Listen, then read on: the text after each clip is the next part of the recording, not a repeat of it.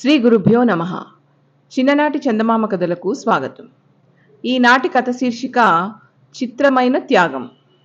వంగదేశంలో చైతన్యుడు అనే ఒక గొప్ప భక్తుడు ఉండేవాడు. చైతన్యుడు ఓ పేరొందిన పండితుడు మరియు న్యాయశాస్త్రంలో నిధి. ఒకనాడు చైతన్యుడు పక్క ఊరికి వెళదామని బయలుదేరాడు. మధ్యదారిలో నది దాటాలి. సరే, నది మీద మెల్లగా పడవ సాగుతోంది. పడవ ప్రయాణం చేస్తుంటే ఆ చెట్లు, పుట్టలు, కొండలు, మేఘాలు, ఆ దృశ్యాలన్నీ చూసి చైతన్యుడు తన్మయుడయ్యాడు. ఆ ఆనందానికి మేరలేకపోయింది. ఆనందంలో మన ప్రపంచమే మర్చిపోయాడు. అటువంటి స్థితిలో ఒక ఆయన చైతన్యుడిని తట్టి లేపాడు. తెలివిలో పడి చైతన్యుడు ఇట్లా అన్నాడు: గదాధర్, నువ్వేనా? ఎన్నాళ్లకు కలుసుకున్నామోయ్.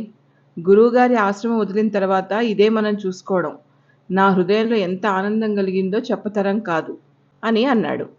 నేస్తులిద్దరూ మనసు విడిచి పిచ్చాపాటి మాట్లాడుతున్నారు. చిన్ననాటి ముచ్చట్లు నెమరు వేసుకుంటూ ఎంతగానో పొంగిపోయారు. అవును గాని, మన గురువుగారికి మాట ఇచ్చావు, జ్ఞాపకం ఉన్నదా? ప్రపంచం యావత్తూ దిగ్భ్రమం చెందేటట్టు న్యాయశాస్త్రం రచిస్తానని జ్ఞాపకం చేశాడు గదాధర్. అవును, రచించాను. నా మాట నిలబెట్టుకున్నాను. అది చూసి నువ్వు చాలా సంతోషిస్తావనుకుంటాను అని తను రాసిన పుస్తకం గదాధరుడి చేతికిచ్చాడు చైతన్యుడు. అది చదువుతూ గదాధర్ అమితంగా ఆశ్చర్యపోయాడు. అయితే ఎంత ఉత్సాహంతో చదవడానికి ప్రారంభించాడో క్రమంగా అతనిలో అంత విచారము అగుపడింది. ఇక చదువు సాగింది కాదు. టపీమని పుస్తకం మూసేసి చైతన్యుడికి తిరిగి ఇచ్చేశాడు. కాసేపు మౌనం దాల్చి ఒక పెద్ద నిట్టూర్పు విడిచాడు. ఎందుకోయ్ గదాధర్ విచారపడుతున్నావు? మధ్యలోనే పుస్తకం మూసేశావేమి? ప్రాణ స్నేహితుడను గదా, నాతో చెప్పకూడదా అని అనేక విధాల బుజ్జగించి అడిగాడు చైతన్యుడు. గదాధరుడికి నోటమాట రావటం లేదు. పైగా కన్నుల వెంట బాష్పాలు రాలుతూ ఉన్నాయి. పక్కకి తిరిగి కన్నీళ్లు తుడుచుకుంటున్నాడు. అయినా దుఃఖం ఆగడం లేదు. 1000 గ్రంథాలు రాస్తే మాత్రం ఫలితం ఏమిటి? ఒక్క మిత్రుడి విచారం తొలగించలేనప్పుడు బాల్యంలో ఎట్లా గడిపామో అదే విధంగా ఇప్పుడు కూడా నీ కష్టసుఖాలు పంచుకోవడానికి అవకాశం ఇయ్యవా నాకు అని చైతన్యుడు పరిపరి విధాల బ్రతిమిలాడాడు గంగాధరుణ్ణి.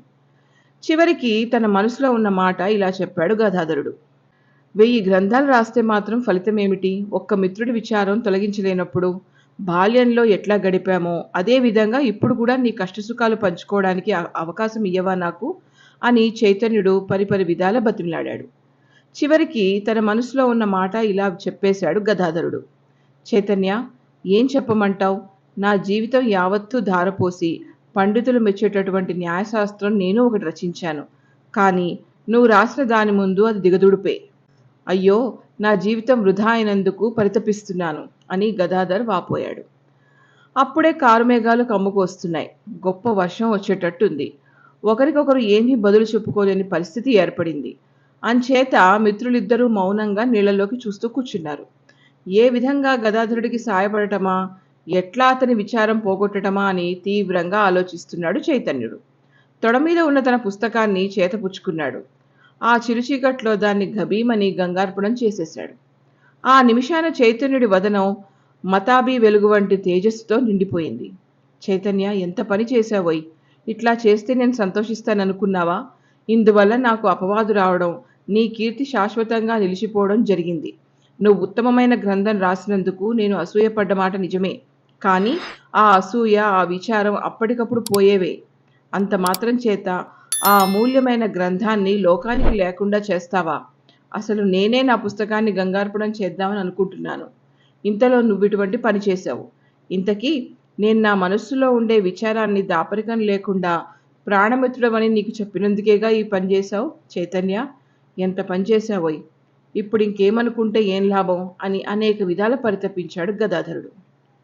గదాధర్, నువ్వెంత మాత్రం అలా విచారించవద్దు. మనమిద్దరము ఒక గురువు శిష్యులం కనుక పుస్తకం నువ్వు రాసినా ఒకటే, నేను రాసినా ఒకటే. నీ పుస్తకమే లోకానికి అందజేయడం నాకు కుతూహలం. నీ గ్రంథాన్ని పండితులు మెచ్చుకుంటారు. గొప్పగా ప్రచారం అవుతుంది. అందరూ చదువుతారు. నీకు కీర్తి వస్తుంది. నువ్వు ఎంత మాత్రం విచారించవలసిన పని లేదు. అదీగాక ఈ పుస్తకం రాస్తున్నాళ్ళు ఇది ఎందుకు రాస్తున్నానా అనిపించేది మనసుకి. ఎందుకో నాకే తెలీదు. పుస్తకం గంగార్పణం చేయటంలో నిన్ను సంతోషపెట్టడమే కాదు నా ఉద్దేశం. ప్రతిదీ ఒక మంచికే. నాలో ఉండే అహంకారం పోవాలని నేను చేసిన పని ఇది. అహంకారం నశించడానికి ఇటువంటి ఒకటి కాదు, 1,00,000 గ్రంథాలైనా గంగార్పణం చేయాల్సిందే. కనుక నువ్వెంత మాత్రం విచారించవద్దు. గదాధర్, నువ్వు ఒక్కసారి నవ్వు. అదుగో నీ పెదవుల్లోంచి నవ్వు వస్తున్నది. ఎన్నడూ దాన్ని అణచివేయకు. మానవుడికి సంతోషమే స్వర్గం అని చైతన్యుడు గదాధరుణ్ణి ప్రోత్సహించాడు. ఇద్దరి హృదయాల్లో సంతృప్తి, ఆనందం తాండవించాయి. మళ్ళీ వారుభయులు నీళ్లలోకి చూస్తూ కూర్చున్నారు. అయితే ఈసారి మిత్రులిద్దరూ ప్రేమతో ఒకరి భుజం మీద రెండోవారు చేతులు వేసి కూర్చున్నారు. ఈ ప్రపంచంలో సమస్త జనులు సంతోషంగా, సుఖంగా ఉండటమే నాకు కావాల్సింది. అదే నా మతం. కనుక నీ విచారం తొలగించి సంతోషం కలిగించేందుకు నేను ఒక్క పుస్తకాన్నే కాదు, ప్రాణాలనైనా అర్పిస్తాను అని అన్నాడు చైతన్యుడు. చైతన్య, నీ త్యాగం ఇటువంటిదని చెప్పి నేను నోటి మాటలతో వర్ణించలేను. కృతజ్ఞత అనే ప్రసన్న గుణంతో నా హృదయం నిండిపోయింది. నీ త్యాగాన్ని గురించి లోకమంతా చాటడమే నా విధి అని సంతోషాన్ని తెలిపాడు గదాధరుడు. ఇంతటితో ఈ కథ కంచికి, మనం ఇంటికి.